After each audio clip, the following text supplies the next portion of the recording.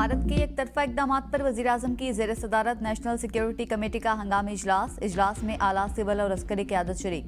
इजलास में भारत के इकदाम के मुज़म्मरात और पाकिस्तान के मुमकिन रद्द-ए-अमल पर तफसीली गौर। नायब वज़ीर-ए-आज़म और वज़ीर ख़ारजा इसहाक़ डार कहते हैं, भारत ने दहशतगर्दी वाक़े के कोई शवाहिद नहीं दिए। भारत जब कोई वाक़या होता है जिम्मेदारी पाकिस्तान पर ही डालता है। भारतीय इकदाम में नापुख्तगी नजर आती है।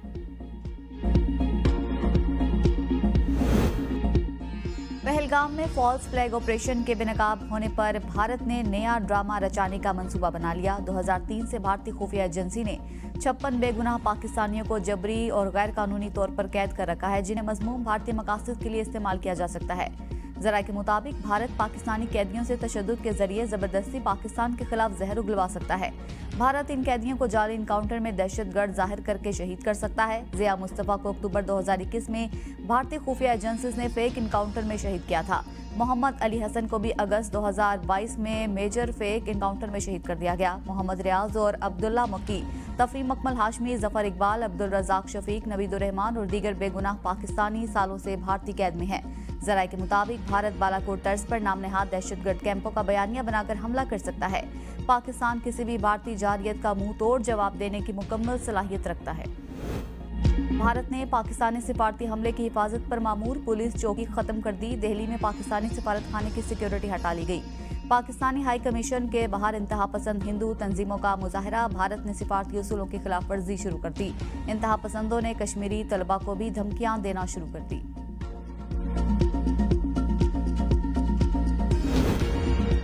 भारतीय क्रिकेट बोर्ड ने मोदी के दबाव में पाकिस्तान से क्रिकेट खेलने से इनकार कर दिया। भारतीय बोर्ड का कहना है कि सिक्योरिटी मसाइल की वजह से पाकिस्तान के साथ किसी भी किस्म की क्रिकेट ना खेलने का फैसला किया गया। पहलगाम वाकया और मौजूदा सिफारती ताल्लुकात को देखते हुए पाकिस्तान के साथ किसी भी सतह पर क्रिकेट मैचेस मुनक्किद नहीं किए जाएंगे।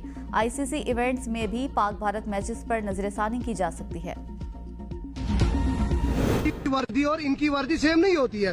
अगर टेररिस्ट को हम देखेंगे 90 से देखो कौन सा टूरिस्ट उन्होंने मारा है।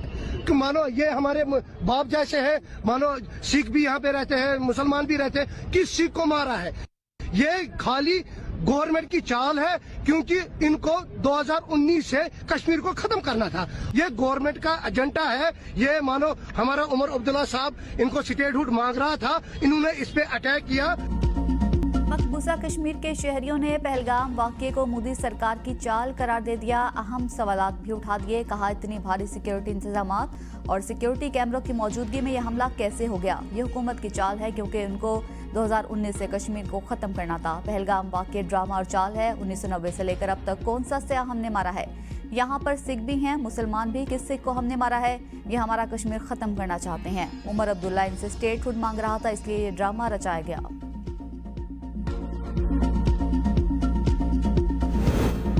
वज़ीर आला खैबर पख्तूनख्वा ने पहलगाम वाक़ये के तनाज़ुर में भारतीय हुकूमत का जारहाना रवैया अफसोसनाक और नाकाबिले बर्दाश्त करार दे दिया। काबीना इजलास से खिताब में कहा, हम भारत की किसी भी जारियत का मुंह तोड़ जवाब देने के लिए हर तरह से तैयार हैं। मोदी सरकार एक सोची समझी साजिश के तहत पहलगाम वाक़ये को पाकिस्तान के खिलाफ इस्तेमाल करने की नाकाम कोशिश कर रही है। नाअहली छुपाने के लिए पाकिस्तान के खिलाफ जहर उगला जा रहा है। सिंध में कैनाल के मामले पर एहतजाज पर बड़ा ब्रेक थ्रू। विफाकी हुकूमत का कैनाल बनाने का फैसला वापस लेने पर राजी। ऐलान आज शाम होगा। ज़राए के मुताबिक वज़ीर-ए-आज़म शहबाज शरीफ और बिलावल भुट्टो जरदारी की मुलाकात दोपहर 4 बजे तय। वज़ीर आला मुराद अली शाह भी मुलाकात में शरीक होंगे।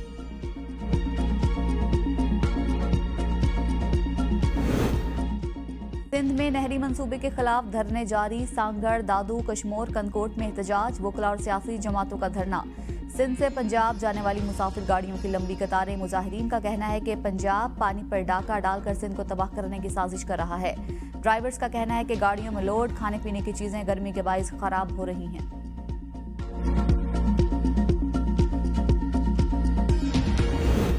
अपोजिशन का अहम इजलास बेनतीजा खत्म। तहरीक तहफ़्फ़ुज़ आईन पाकिस्तान के बुनियादी ढांचे पर इत्तेफाक न हो सका। तहरीक तहफ़्फ़ुज़ आईन पाकिस्तान के इजलास का 6 निकाती एजेंडा भी मुतफ़क़ा तौर पर मंजूर न हो सका। ज़राए का कहना है कि इजलास में JUIF शरीक हुई, ना जमात इस्लामी। इजलास में BNP मेंगल की क़यादत और PTI के कई अहम रहनुमा भी शरीक न हुए। पार्लिमानी कमेटी से इस्तीफों पर सरबराह तहरीक महमूद खान अचकज़ई की तजवीज़ पर PTI का एतराज़। इजलास में जलसों, धरनों और रैलियों का प्रोग्राम। 2 हिस्सों में तकसीम करने पर इत्तेफाक किया गया। पहले मुख्तलिफ शहरों में ऑल पार्टीज कॉन्फ्रेंसेस का इनेकाद और फिर जल्द से मुनक्किद किए जाएंगे। इलेक्शन में धांधली के मुर्तकिब रिटर्निंग ऑफिसर की बरतरफी दुरुस्त करार लाहौर हाई कोर्ट ने फैसला सुना दिया। जस्टिस साजिद महमूद सेठी पर मुश्तमिल 3 रुकनी बेंच के फैसले में कहा गया कि असल नताइज को जारी करने के 1 माह बाद तब्दील किया गया। मुख्तलिफ पोलिंग स्टेशन पर जीतने वाले उम्मीदवार के वोटों को कम कर दिया गया। जीतने वाले उम्मीदवार के वोट्स को हारने वाले उम्मीदवारों में तकसीम कर दिया गया। एक गवाह के मुताबिक इंक्वायरी शुरू होने पर सिविल जज ने शिकायत को निंदा से खुदा के नाम पर मुआफी मांगी। डिस्ट्रिक्ट रिटर्निंग ऑफिसर ने गवाही दी कि इलेक्शन के रिकॉर्ड में जालसाजी की गई। ट्रिब्यूनल के सामने सवाल था कि क्या सिविल जज के पास ये इख्तियार था कि वो डिक्लेयर रिजल्ट को तब्दील कर सके। ट्रिब्यूनल के सामने ये सवाल था, क्या ये मिसकंडक्ट है और क्या अपील को निंदा को इस बिना पर सर्विस से निकाला जा सकता है। ये नहीं बताया गया कि सिविल जज ने किस कानून के तहत ये अमल किया, जबकि इलेक्शन तनाज़ात सिर्फ इलेक्शन ट्रिब्यूनल हल करता है।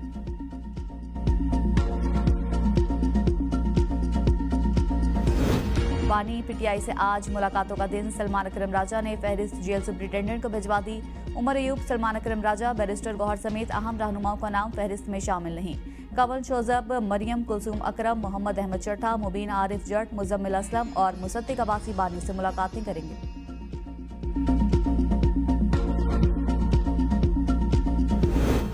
लार्जर बेंच के ऑर्डर के खिलाफ तौहीन अदालत केस सिंगल बेंच में कैसे लग गया। इस्लामाबाद हाई कोर्ट के अदालती हुक्म के बावजूद बानी पीटीआई से मुलाकात न करवाने पर तौहीन अदालत केस में हुकाम से रिपोर्ट तलब कर ली। जस्टिस अमीन मिन्हास ने रिमार्क्स दिए कि अगर लार्जर बेंच के ऑर्डर की तौहीन हुई तो उनको ही सुनना चाहिए। उमर अयूब ने कहा, जेल का अमला कहता है हम स्टेट का हुक्म नहीं मानते। शिबली फराज और अलीमा खान ने कहा, ये अपोजिशन लीडर्स और इस अदालत की तज़हीक है। शिबली फराज ने कहा, अदालती हुक्म पर मुलाकात के लिए जाती हैं तो हमारी तज़हीक की जाती है। वज़ीर आला पंजाब मरियम नवाज रावलपिंडी पहुंच गई। मरियम नवाज ने जीपीओ चौक में जारी तरक्याती कामों का जायजा लिया। मंसूबे को जल्द मुकम्मल करने की हिदायत।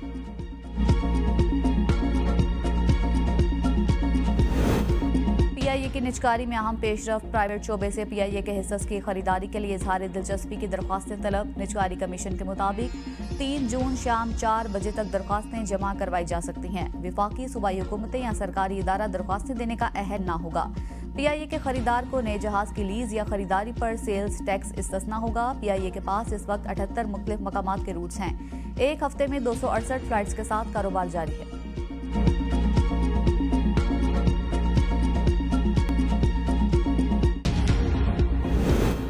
जराइम पेशा अफराद की निगरानी और अमन व अमान के क़याम के लिए महकमा दाखिला पंजाब का बड़ा फैसला। आदि मुजरिमान और 4th शेड्यूल में शामिल अफराद को ट्रैकिंग डिवाइस पहनाई जाएंगी। 1500 ट्रैकिंग डिवाइसेस कानून नाफिज करने वाले इदारों में तकसीम। ट्रैकिंग बैंड्स पहनने वाले मुजरिमान की नकलो हरकत पर 24 घंटे नजर रखी जा सकेगी। हो चुके पंजाब में हीट वेव और गर्मी की लहर बरकरार। अप्रैल के इख्तिताम तक दर्जा हरारत 45 डिग्री तक जाने का खदशा। तर्जमान पीडीएमए के मुताबिक गुज़िश्ता रोज बहावल नगर में 44 डिग्री, रहीम यार खान और बकर में 42, जबकि कोटद्दू में 41 डिग्री दर्जा हरारत रिकॉर्ड किया गया। कराची में आज ज्यादा से ज्यादा दर्जा हरारत 37 से 39 डिग्री सेंटीग्रेड तक जाने का इम्कान। बलोचिस्तान के बेशतर इलाकों में मौसम गर्म और खुश्क रहेगा।